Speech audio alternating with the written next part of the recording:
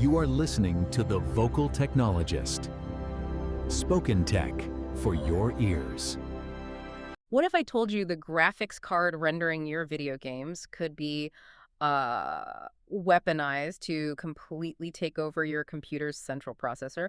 Or, what if an artificial intelligence just unearthed critical security flaws that human experts missed for literally decades? Yeah, look, it sounds like pure science fiction, right? But the mechanisms making these attacks possible are, well, they are operating inside enterprise networks right now. Yeah. And it is completely changing how we have to think about infrastructure. We are looking under the hood of the latest information security developments to extract the very specific signals that matter. If you are a time-poor professional, maybe, listening to this on your commute or while you grab a coffee, you know it is physically impossible to read dozens of technical updates and pull apart what is actually going to impact your organization. So that is the mission here. I am your vocal technologist, that mate who reads the incredibly dense technical manuals. So you do not have to. We do the heavy lifting to figure out how these complex systems are shifting. And the shifts we are tracking are, they're fundamental. We are moving way past traditional malware and looking at entirely new ways systems are being compromised. Yeah. From the physical hardware all the way up to the mathematical foundations of encryption. So let us get right into the most advanced tools entering the fray, the artificial intelligence double-edged sword. Because we are seeing AI being used to fix ancient legacy code, we are seeing it break code, and properly, weirdly, we're seeing the AI itself getting broken. Let us start with Anthropic, right? They have previewed a new model called Mythos through Project Glasswing. Spot on, yeah, and they're bringing in major partners like Apple and Google for that one. Exactly, and this autonomous system, it found thousands of zero-day vulnerabilities, and I am not talking about recent mistakes by junior developers. It found a 27-year-old OpenBSD flaw and a 16-year-old FFmpeg bug. Which is just staggering when you think about it. It really is. And just for context for you listening, OpenBSD is the core secure infrastructure operating system a lot of the internet relies on. And FFmpeg is essentially the open source engine powering almost all internet video. That FFmpeg bug survived millions of automated tests over the years, and the AI just, waltzed in and found it. The longevity of those bugs is the truly fascinating part here. For decades, vulnerability research relied heavily on human intuition, to trace data flows across massive code bases. What Mythos is doing involves something called test time reasoning and statistical taint analysis. Right, taint analysis. So it is not just scanning for known bad signatures like a normal antivirus. Right, exactly. Instead of just looking for known bad patterns like a traditional security scanner, it is actively understanding the architectural logic. It forms a hypothesis about how, say, a variable might be manipulated across multiple files, and then it literally writes and runs code to verify that hypothesis. Oh. Yeah, and the massive million-token context windows allow the AI to hold entire modules in memory simultaneously. So it does all this without losing the relationships between different pieces of code. Mate, it is like sending a robotic archaeologist into an ancient tomb. The human explorers have walked past the same stone walls for decades, right? But the robot scans the molecular density of the rocks and suddenly uncovers hidden traps no one even knew were there. That is brilliant. But I have got to ask the obvious question here. If AI can dig up a 27-year-old bug, aren't the attackers just going to use the exact same technology to find them first? Yeah, that tension is exactly what is keeping security teams awake at night right now. The reality is that frontier models have crossed a critical capability threshold. The same emergent neural capabilities that allow Mythos to decompose novel bug classes into known primitives, well, they can absolutely be leveraged by threat actors. So what's stopping them? Is it just the cost? Basically, yes. Right now, the defensive advantage relies entirely on orchestration. It takes massive compute resources and incredibly complex scaffolding to point these models at a codebase effectively. But as those orchestration frameworks become more accessible and, open source, the barrier to finding pristine 0 days is going to drop dramatically. Which brings us to the weird paradox of all this. Because AI is incredibly smart when analyzing code, but apparently it can be remarkably gullible when reading basic instructions. So researchers proved they could hijack Apple Intelligence using something called a neural exec prompt injection, combined with a Unicode right-to-left override trick. The mechanics of that attack are a brilliant example of manipulating the parser before the intelligence even engages. Right. So the Unicode right-to-left override is a control character that tells the system to display text backward. It is normally used for languages like Arabic or Hebrew, but the researchers used it to encode malicious English output backward. I'm sorry, I just have to pause and appreciate the absolute absurdity here. We have billions of dollars poured into AI safety research, massive neural networks trained to detect malicious intent, and they get entirely bypassed by a text direction trick, like a formatting swap. It's wild, I know. It bypasses the safety filters because those defensive mechanisms are scanning the raw string for policy violations. The filter sees a jumble of characters that do not match any known malicious patterns, so it just waves the text through. Ah, so the filter thinks it's harmless gibberish. Exactly. But when the text is actually rendered and processed by the semantic layers of the model, it executes the command. The researchers got the AI to outprint abusive replies, curse, and even silently rename contacts on the device. Which is genuinely amusing until you realize the implications of a silent action on a trusted device in your pocket. That is a massive red flag. And it is not just consumer tech either, is it? No, not at all. Noma Security revealed a vulnerability called Grafana Ghost. Attackers are exploiting the AI components in Grafana using crafted queries, stealing data entirely without user interaction. Wait, hang on. How does that even work without someone clicking a link? Grafana Ghost highlights a critical architectural blind spot in enterprise software right now. Developers are bolting AI components onto existing tools, but they are not applying the same input validation to the AI processing layer. Right, so the AI is basically a backdoor. Spot on. The attackers used protocol-relative URLs to bypass image loading policies and then injected jailbreak keywords to disable the AI safety measures.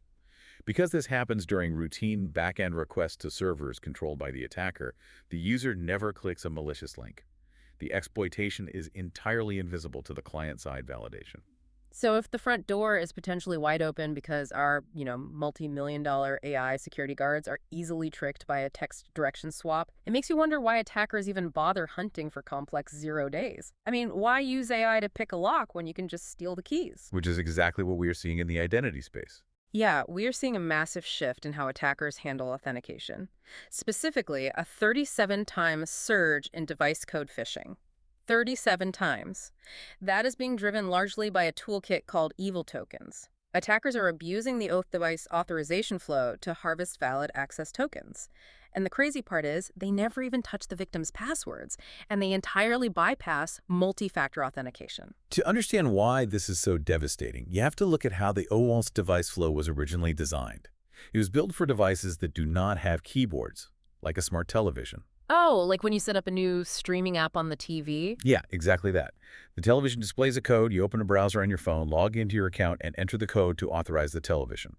Well, the Evil Tokens toolkit weaponizes this exact mechanism. Mate, that is the ultimate valet parking scam. It is like pulling up to a nice restaurant, handing your keys to a bloke in a high-vis vest who just asked for them, and watching him drive off with your car. The thief never needs to know how to hotwire the engine because you literally handed them the keys. That's a perfect way to describe it. In this case, the attacker sends an email looking like a standard corporate request. The victim clicks, gets a prompt on their phone, approves it, and boom. The attacker is holding a live access token. And because that token is inherently trusted by the system, traditional security boundaries dissolve completely.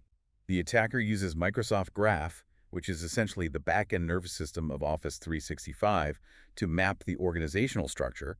They find the financial executives, and they start extracting data. Yeah. And we're seeing this same identity-driven pivot happening in the cloud space as well. Yes, the Kubernetes environments, there is a massive spike in token theft there too, up almost 300%. Groups like Lazarus are abusing overprivileged service account tokens to pivot from production clusters right into financial infrastructure. So they grab a CI/CD token, the digital key developers use to automatically push code live and use it to move laterally. Identity has become the absolute ultimate pivot layer. It really has. But if multi-factor authentication is effectively useless against these token theft tactics, what is the actual minimum viable defense for an organization today? Like if you are an IT director listening to this right now, what do you do? The answer lies in shifting focus from the point of entry to the continuous monitoring of the identity itself. You can no longer trust a user just because they have the right key. You have to watch what they do after they walk through the door. Right, because the valet already has the keys. Exactly. This is where identity visibility and intelligence platforms, or IVIP, are becoming absolutely crucial.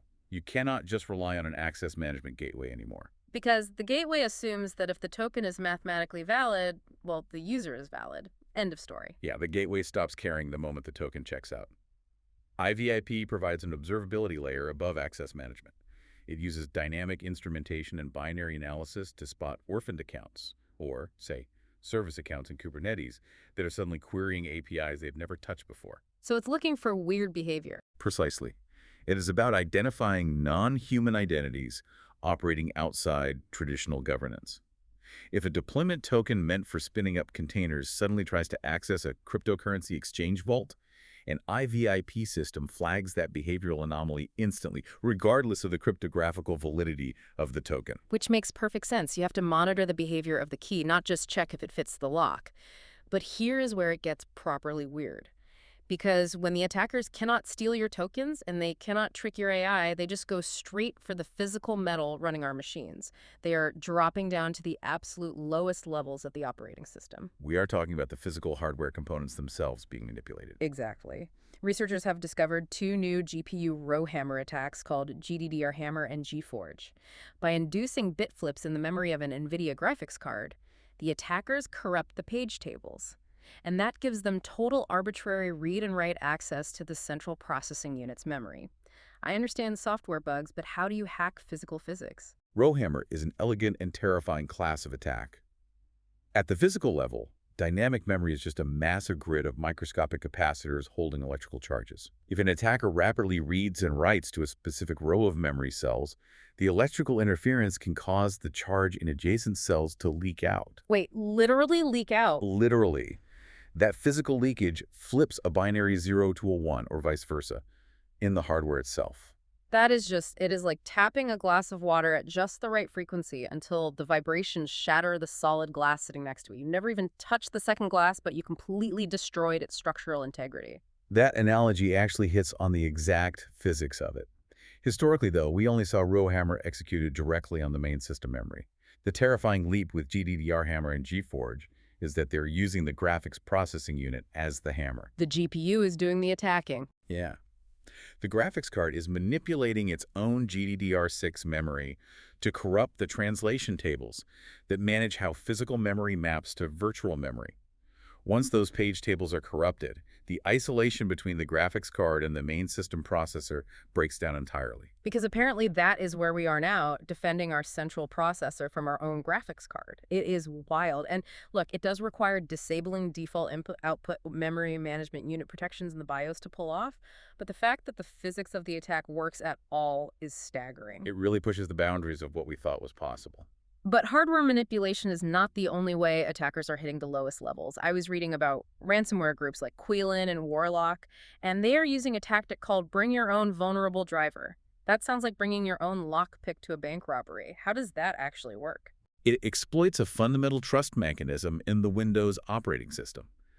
Modern operating systems use driver signature enforcement to ensure that only approved software can interact directly with the kernel, which, as you know, is the absolute core of the system where all the hardware interactions happen. Right, and your endpoint detection and response security tools sit in the kernel to monitor for malicious activity. Exactly. But if attackers are bringing their own vulnerable drivers to the party, doesn't that mean our security tools are essentially being assassinated by the operating system's own trusted bouncers? It is exactly that. Instead of writing a new malicious driver, which modern Windows systems would instantly block, they dig up an old, poorly written driver from a legitimate hardware manufacturer that Microsoft digitally signed years ago. Oh, wow. So it's already pre-approved. Right.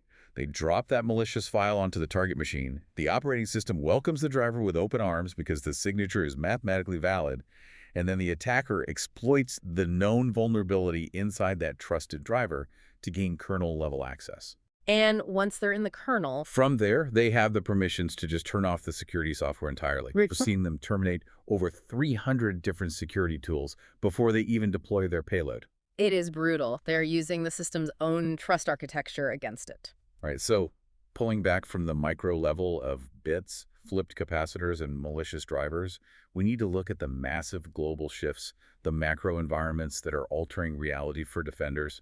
Because if the physical physics of our machines are betraying us, well, the mathematical foundations of our cryptography might be next. Yeah, the accelerated timeline for quantum computing is forcing a massive reevaluation of long-term security. Yes, the timeline to quantum-proof encryption is shrinking drastically. Converging research suggests the qubit threshold required to break classical encryption has dropped from millions of qubits down to just 10,000. And we are facing a massive threat from the harvest now, decrypt later strategy.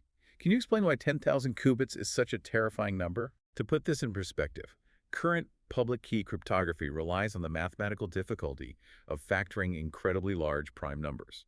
Current encryption is like taking two massive prime numbers and multiplying them together. Figuring out what those original two numbers were is mathematically agonizing for a normal computer. Like billions of years agonizing. Exactly. A classical machine would take billions of years to crack those keys. But a quantum computer running Shor's algorithm acts like a mathematical cheat code for prime numbers, solving that same problem exponentially faster. For a long time, the consensus was that you would need millions of error-corrected qubits to achieve that, which felt decades away. But the math has changed, and the hardware is catching up. 10,000 qubits is not a theoretical horizon anymore, it is an active engineering target. And that makes the harvest now, decrypt later strategy so chilling. It is like a thief stealing an unbreakable safe from a bank, dragging it home and just hiding it in their garage until someone invents a master key. They do not need to break the encryption while the data is moving. They just intercept the encrypted data, store it in massive server farms, and wait. The implications for that are massive. Any data with a long shelf life, things like intelligence assets, corporate trade secrets, or health records, is already effectively compromised if it is traveling over interceptable networks.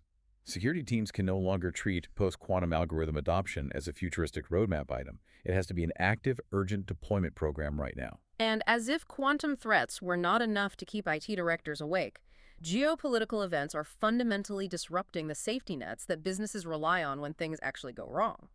Insurers are starting to contest coverage for data center supply chain losses. They are invoking war or cyber exclusions if an attack is even loosely tied to state actors. Well, the insurance market is realizing that cyber risk is incredibly systemic. If a state actor targets a major cloud provider or a regional energy grid, the cascading failures hit thousands of businesses simultaneously. Right, it's not just one isolated break-in. Exactly. Insurers are looking at contingent business interruption policies and realizing they physically cannot cover the aggregate risk of a geopolitical conflict spilling into the digital realm. So they are tightening the definitions of dependent property and broadening the scope of war exclusions just to protect their own capital. Which introduces a terrifying ambiguity for enterprise risk management. If a business gets knocked offline because an advanced persistent threat group hit their cloud hosting provider, the insurer might just point to a geopolitical conflict halfway across the world and deny the claim. And speaking of structural shifts at the macro level, there is a major development regarding federal cyber funding in the United States. A proposed massive grant cut of over $700 million to the Cybersecurity and Infrastructure Security Agency. And we need to look at this purely in terms of structural impact, keeping the politics entirely out of it. The proposed budget restructuring aims to shift the focus of the agency purely back to protecting federal networks and core infrastructure. The operational mandate of the agency would undergo a significant realignment under that proposal. A reduction in funding of that scale naturally requires a consolidation of resources. Right. So the agency would pull away from broader advisory and outreach programs intended for private sector entities and concentrate heavily on securing government assets directly. It is a massive structural shift in how federal support is allocated, which really forces me to challenge the premise of our current defensive strategy. If insurers are backing away from geopolitical cyber coverage and government cyber funding is being restructured to focus inward on federal networks, who is left holding the bag if a business goes offline? The burden falls entirely on the private organization. That is the reality of the current threat environment. The external safety nets, whether financial from insurers or governmental from federal agencies, well, they're contracting. Organizations have to internalize their risk mitigation. They have to assume that if a systemic breach occurs, they are completely on their own for recovery. It is a sobering thought to wrap your head around. We have spent this entire session pulling apart the brilliant, terrifying ways technology is advancing. We have robotic AI archaeologists finding ancient bugs, attackers bypassing multi-factor authentication without picking a single lock just by asking for the keys, and our own graphics cards turning against our processors using raw physics. Add to that the foundational math of our encryption being threatened by quantum advancements, while the structural safety nets of insurance and federal support are actively being redefined. Which leaves us with a critical question to ponder as we wrap up. As our defensive tools become more autonomous, hyper-intelligent, and incredibly complex, are the physical foundations of our hardware and the geopolitical structures they rely on becoming our actual single points of failure. We are building these incredible software fortresses, but we are building them on top of shifting physical and structural tectonic plates. There is always more to explore, and we will be back to look under the hood of the next wave of developments. I am your vocal technologist, keeping an eye on the signals that actually matter. Stay curious, stay secure, and keep questioning the foundations. Spoken Tech for your ears.